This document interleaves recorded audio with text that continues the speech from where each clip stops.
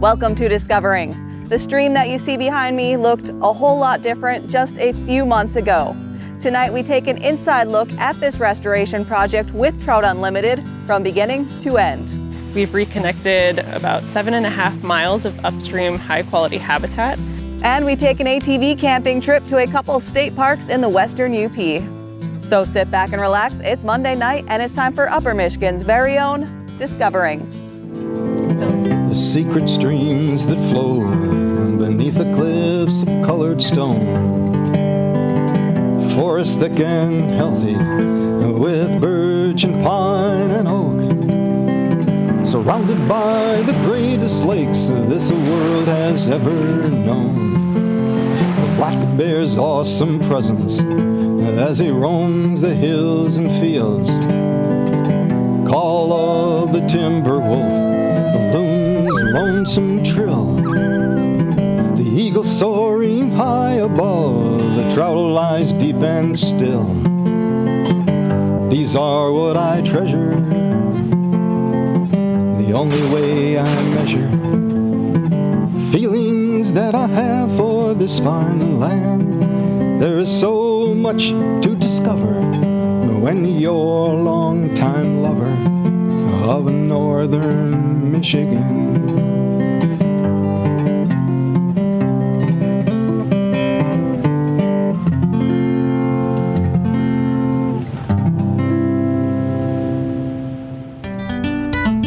The UP is becoming increasingly off-road vehicle friendly, with more trails and more back roads opening to ATV traffic.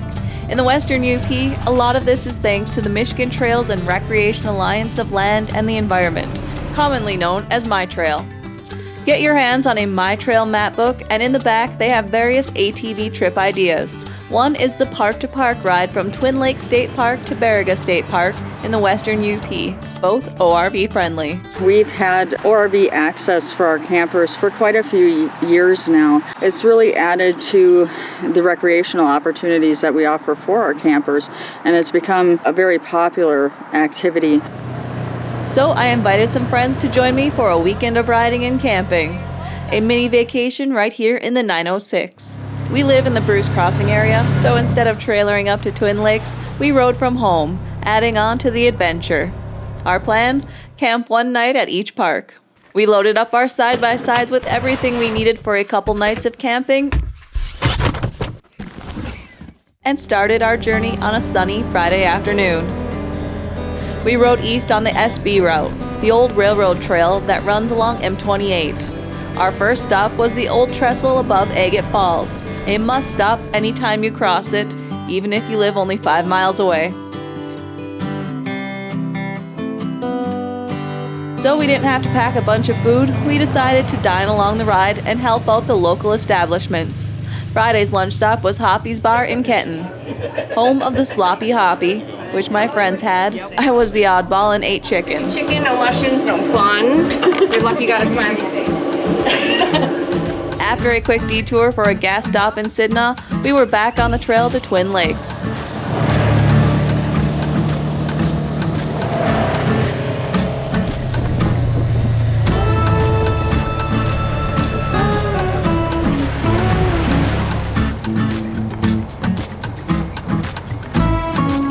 The OC Trail from Sidna to Mass City is mostly forest roads. Near Mass City, we turned onto the BN, the Bill Nichols Trail, and the highlight of this trail is the triple trestles over the Firesteel River. A lot of the ATV trails up here are the old railroad grades, so you'll find yourself riding over many, many cool old train trestles.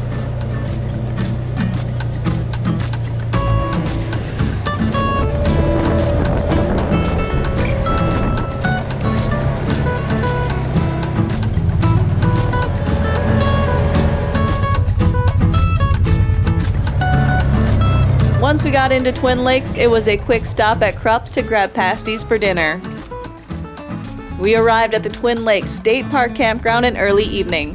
I had already reserved a site months prior on the DNR website and managed to get one of the best sites in the park. You make your reservations up to 6 months in advance, and you would do that either through calling our 800 number, or you can make those reservations online at midnrreservations.com. We set up our tents, flagged down Dave for some firewood, and then it was time to relax, crack open a beverage, and enjoy a hot pasty. Do some people watching, and enjoy each other's company around the campfire.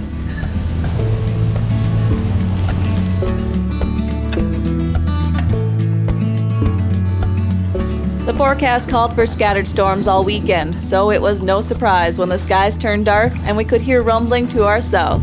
It was a long day's ride to Twin Lakes, so having to head to bed just after nightfall really was okay.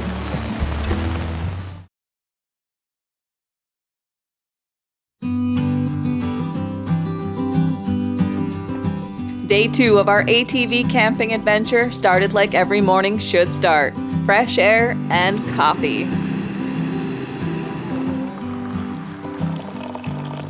Not ones to sit around too long, we packed up our gear,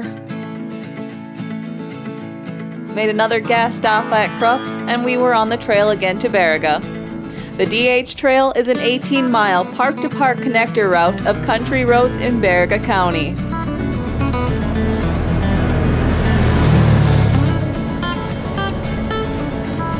If you find yourself confused at all on the trail, MI-TRALE has a great GPS-enabled app to show you where to go. We arrived at the Baraga State Park around noon.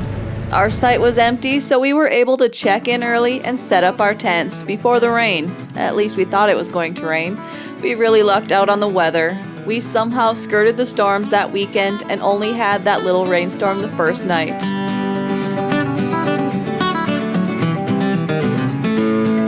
While we were camping, I chatted via Skype with Park Supervisor Kelly Somero about Baraga State Park and its amenities. So some of the really unique things about having ORV camping at our state parks like Baraga and Twin Lakes is that, you can experience different amenities at both of our parks.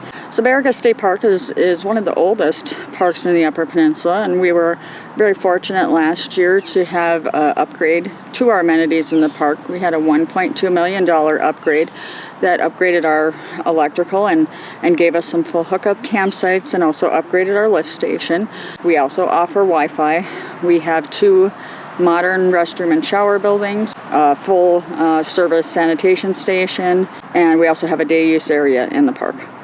Here at Baraga State Park, you can access the Baraga Plains ORV Trail, the DH Trail, and the Kelly Lake Trail just via the county road here near the park, and also see some local attractions from these local trails. Lunch on Saturday was the Baraga Drive-In, located next to the campground, known for burgers, root beer, and deep-fried goodness. Next time, I'm having what Adrian had. Per Kelly's suggestion, we took a ride and checked out the Baraga Plains trails.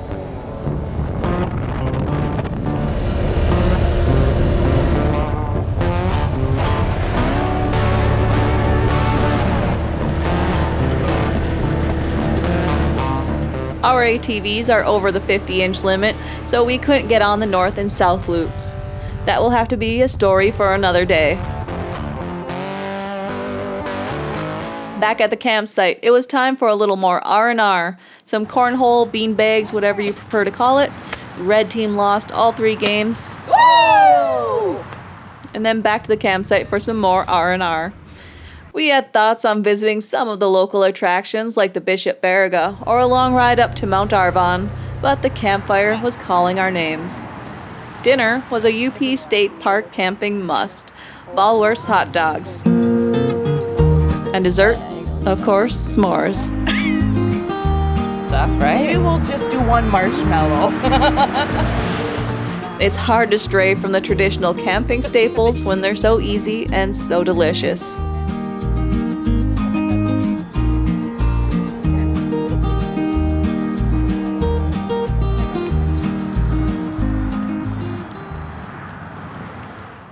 There was a reason I chose a Lakeview site. Sunday morning sunrise was a treat, and worth listening to the traffic all day and night for. After a couple cups of coffee, it was time to head home. This adventure was a first for all of us. When I bought my side-by-side a few plus years ago, an overnight camping trip was on my to-do list. But life gets in the way, and you forget to make time to do the things you enjoy. I'm very happy and fortunate that I was able to make time and my friends made time to take this ride. Fresh air, new trails, great food, lake views, campfires, and friends are all good for the soul. It was a mini vacation we won't soon forget. Maybe it was the fresh air or the barley pop, but we all decided we needed to do this again. Possibly a state park, or better yet, a state forest campground. There are many more places nowadays that are open to ATV recreation here in the beautiful UP.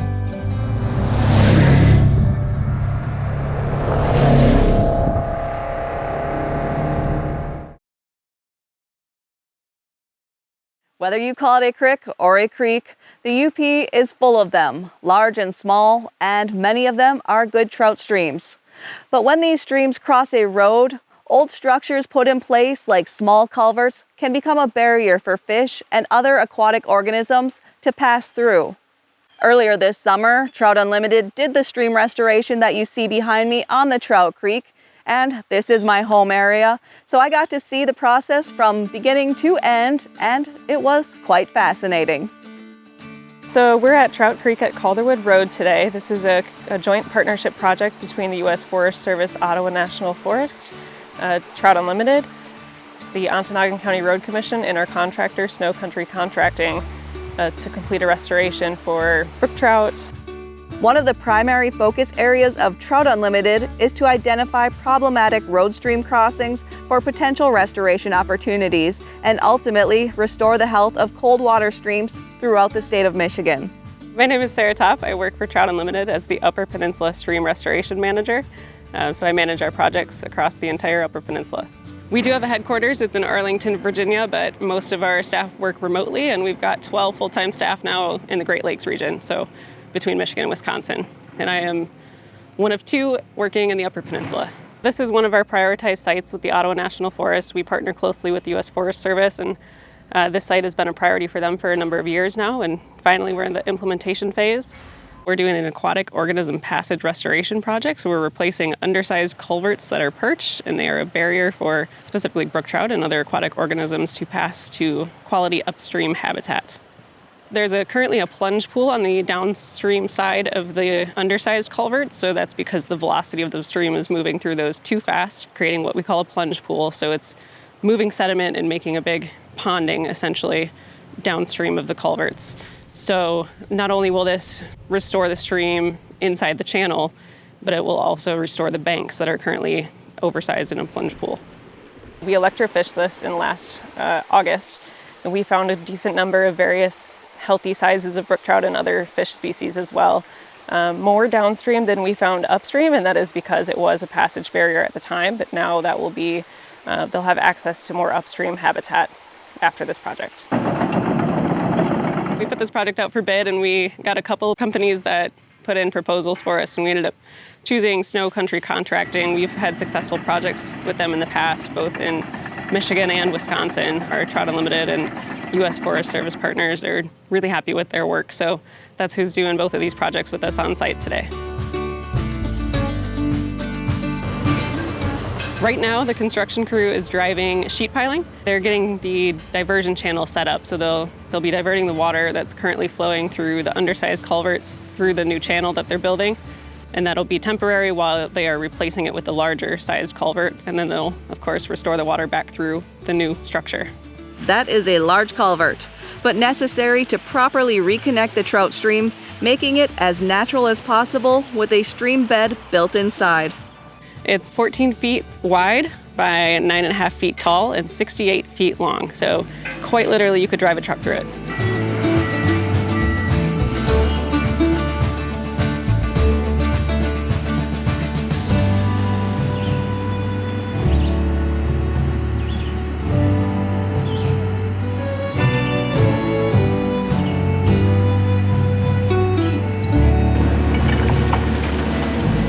So inside the culvert, we try to utilize a method that's from the U.S. Forest Service called stream simulation. So that means we are trying to mimic what is existing in the current stream, upstream and downstream of the structure. So there's different sizes of rocks. This is specifically engineered based on the velocity of the water that's flowing in this stream and the size of material that already exists in the stream. So it's meant to hold sediment in at higher flows as well. So your spring snow melts off, there's going to be a little bit more water moving through the structure than we see currently, and that rock is designed to stay in place but allow sediment to still move through and catch in places. After that, the stream gets to go back to its restored channel at bank full width, and we will do some post-construction monitoring. So in the next 2 years, we'll do another survey to get data on what the stream channel looks like compared to what it was before. And we'll do another electrofishing survey to see if those brook trout numbers changed upstream and downstream of the structure.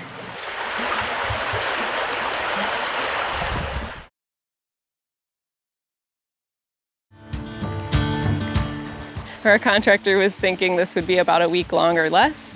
This project took 3 weeks. We ran into some hurdles along the way, which they handled beautifully, and well worth the 3 weeks. We saw a couple brook trout pass through our diversion channel when we had it set up, so it was really exciting to see that, and hopefully they're swimming around in here and can leisurely swim up the structure as well. We've reconnected about 7.5 miles of upstream high-quality habitat by restoring this site. The Trout Creek Mill Pond is just downstream from here, and the DNR stocks it with brook trout each year. You'll see they have a nice amount of habitat downstream, but it doesn't necessarily mean that there's enough of it or that there's good quality spawning conditions. So improving the access to the 7.5 miles of upstream habitat gives that much more area for brook trout populations to grow and sustain themselves. It will be interesting to see if those brookies migrate upstream to spawn and what that means for the mill pond and the creek. So I'm very happy. It was a long time coming, and we're already seeing some of the sediment fill in this existing pool. There's still a little bit of a pool, so if fishermen want to come test the waters here, we're already seeing the structure do what it's designed to do. So it's actually a couple months past this restoration project being complete. I brought my fishing pole down here and a couple of spinners, and I threw a few lines in the water in front of the culvert, and almost every cast I got a bite. I think it was a big brookie. No, I think it was actually only this big. Actually, one did feel a little bit bigger. So there are some fish in here. I'm no expert in any of this, but right now it's looking pretty good to me. And I think I'll actually head upstream a little bit and see if the fish are biting up there and made their way through the culvert. Then I decided to cast one more line in the same spot I missed all those fish and instantly had one on. I knew I was in a precarious position on the stream bank, and while trying to land the brookie, I slipped. I was happy enough with my one beautiful fish, which I released and called it a successful mission. Switching gears, the last time I visited Nature's Way Woodworking, which is Dave Stimmick's shop in Alberta Village, he showed me the table he's raffling off for the UP Honor Flight. We've been doing a table for the animal shelter for 15 years now, but Diana had said one day, she said, well, why aren't we doing anything for the honor flight? And I said, wow, yeah, why aren't we? So this year we're switching gears, and we are gonna do a table for the UP Honor Flight and try to raise some money for them, because a flight is like, last I knew, was like $130,000. That's a lot of money. And the poor people in Escanaba, that's where it's based, have been really, they're a good crew. They've been doing this forever. They said, we got to help them out somehow. So we said, let's do a table. And so we put the Honor Flight logo in it. The Upper Peninsula Honor Flight flies UP veterans to Washington, D.C. to see the memorials that stand in their honor. This tour is free to the veteran, and the organization relies on donations to do so. Dave Stimmick is known for his unique bird eye maple pieces, and this table combines his love of woodworking and rock picking. The drawing will be Veterans Day, which is November 11th. This year is when they're going to draw for the table. But also I was thinking too, this rocker right here, these rockers sell between $20,000 to $25,000. And if somebody buys the rocker for $25,000, I will donate $10,000 of that to the Honor Flight for a little incentive. They're nice rockers. And I'm not making any more of these. I've made 10 of them. I'm so busy. I'd love to make more rockers, but I think this My last ones are done. So we're getting pretty pumped up on this deal because I got a pretty good life because of them. The vets, you know, we got to take care of them. The table and chair are currently on display at the Bald Eagle Harley-Davidson dealership in Marquette. Raffle tickets are only $20 each and available at Dave's Shop in Alberta Village and in Marquette at the Harley dealership, Upper Peninsula State Bank, and Thrivent Financial. That's all for tonight, and I hope to see you right back here next week for Upper Michigan's very own Discovering.